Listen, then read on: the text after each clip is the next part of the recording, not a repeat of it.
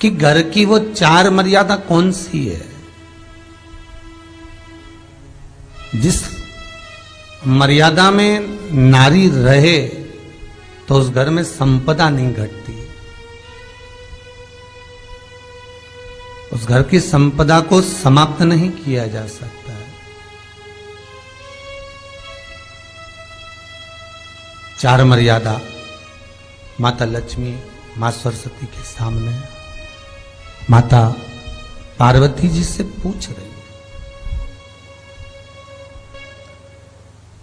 वो मर्यादा है कौन सी जिस मर्यादा के बल पर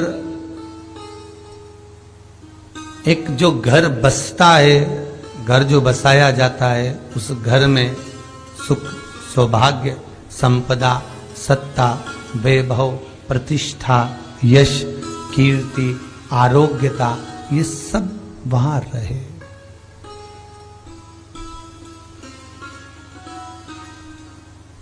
पहला, मां पार्वती ने माता लक्ष्मी को कहा, अतिथि देवो भव।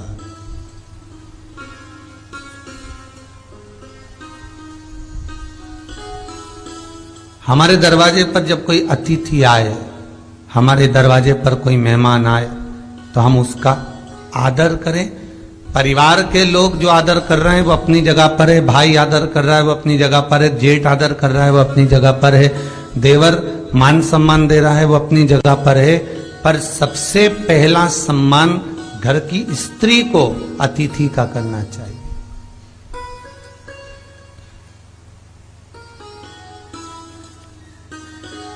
सास के मेहमान आ गए, पहचान वाले, बहुवन मालूम पड़े अपने कमरे में बैठी हुई है। मेहमानों ने आकर पूछ लिया, क्यों बहू नहीं दिख रही? बस आ रही होगी। सास गई, रसोई घर में से पानी लाकर पिला दिया। फिर मेहमानों ने पूछा, बहू नहीं दिख रही? बस आती होगी। 2 बार सास ने गिलास भी गिरा दिया कि एक आध तो आ जाओ रही ऊपर से, पर नहीं आई। जब सास ने चाय रख दी और चाय रखकर सास फिर लेकर आई, तो बहुओं के मन में आया, चलो सास ने चाय बना दी है, खुशबू ऊपर आ गई है, अब चलते हैं। और बहू फिर नीचे आई, जो मौसी आई थी, काकी आई थी, बुआ आई थी, चाची आई थी, उनको प्रणाम करा और अंदर जाकर चाय जो बनी थी उसको पिया।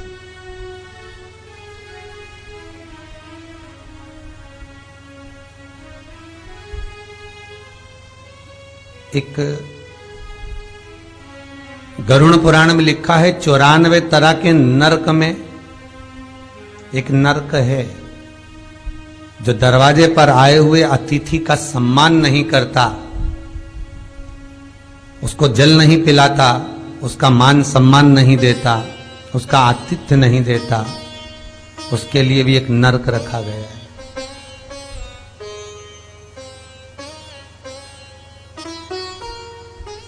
हजारों नरकों में एक नरक वो भी है जिसका हमने आतिथ्य ना करा हो। मेरा बहुओं से निवेदन है, सास के रिश्तेदार आए तो आप उनका भी आदर करिए, और आपके रिश्तेदार आए तो आप उनका भी आदर करिए। जेठानी के रिश्तेदार आए तो आप उनका भी आदर करिए, और देवरानी के रिश्तेदार आए तो आप उनका भी आदर करिए। आप किसी न किसी रूप में जो अतिथि आया है वो न जेठ का है, न देवर का है, न वो सास का है, अतिथि घर का है। किसी एक व्यक्ति का अतिथि नहीं है।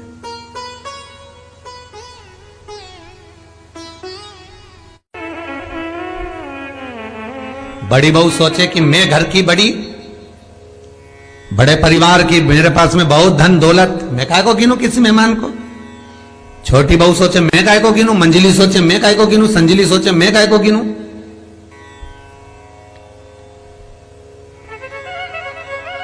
तुम्हारे माँ बाप आए, सास अगर तुम्हारे पिता से, तुम्हारी माता से बात ना करे, देवरानी बात ना करे, जेठानी बात ना करे, तो तुम्हें कैसा लगेगा कि तुम्हारे माँ बाप आए और किसी ने सम्मान नहीं करा, उसी तरह सास के रिश्तेदार आए, तुम सम्मान नहीं करोगी तो उसको कैसा लगेगा?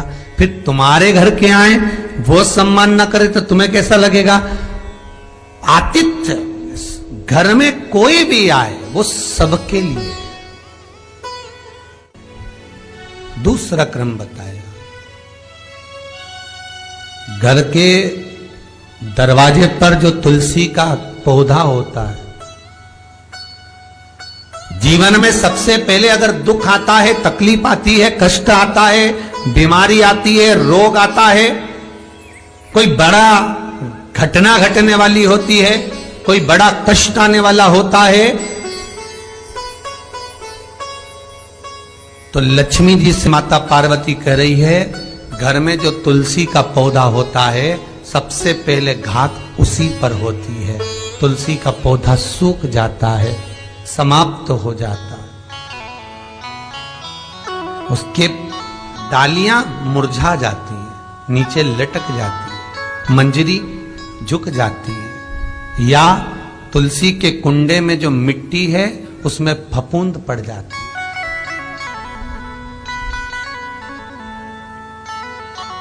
कितना सुंदर बात कही है महाराज। तुलसी के क्यारे में, पद्म पुराण, तुलसी के क्यारे में जो हम जल डालते हैं, वो जल हमने जब डाला और वो जल अगर नीचे गिर रहा है, उसका भी दोष वर्णन है महाराज, उसका भी दोष हमारे शास्त्रों में वर्णित किया गया। तुलसी के क्यारे में अगर जल डाल रहे हैं और वो जल जमीन पर बह रहा है, गिर रहा है, उसका भी दोष है। तुलसी के क्यारे में उतना ही जल दिया जाए जितनी मट्टी सोख ले, 2-4 8 बूंद पानी गिरे चल जाएगा। तुलसी के क्यारे में छिद्र रहता है, बूंद बूंद पानी टपक जाए वो चल जाएगा। पर तुमने तुलसी के क्यारे में जो जल भरा, लोटा भर भर के डाल दिया, और ऊपर से जो जल कुंडा भरा कर उलीच में से, अर्थात भराने के बाद जो नीचे गिर रहा है, वो दोषपूर्ण है महाराज, उसकी दोषता।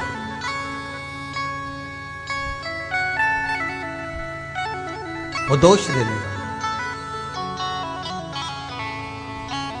तो लक्ष्मी से माता पार्वती जी कह रही हैं कि दूसरा क्रम है घर में वैभव, लक्ष्मी, संपदा, प्रतिष्ठा, यश, आरोग्य को पाने के लिए तुलसी के क्यारे की आराधना, तुलसी के कुंड को नमन करना कर सकते।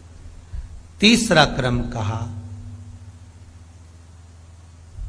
घर में चाहे नल लगा हो, चाहे आरओ का प्लांट लगाओ, पानी का, घर में छोटा छोटा आरओ प्लांट लगा रहता है,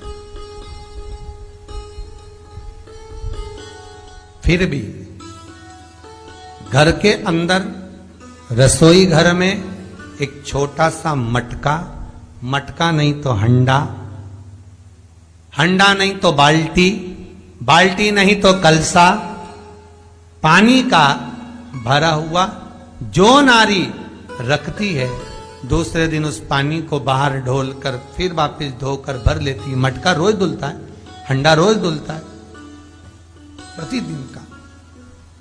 जितना जल उस पात्र में रहता है, भरता है, ऐसे ही घर में संपदा बढ़ती। 3 क्रम बता। चौथा, नारी के मस्तक पर जो चीर होता है, ये पूर्वज, इसी चीर से कथा प्रारंभ हुई थी और वहीं पर पहुंच गई। लक्ष्मी पार्वती के संवाद पर चल रही है महाराज। मस्तक पर जो चीर होता है, मस्तक पर जो वस्त्र होता है, वो वस्त्र पूर्वजों का, पितरों का, कुल देवी देवताओं का आशीर्वाद।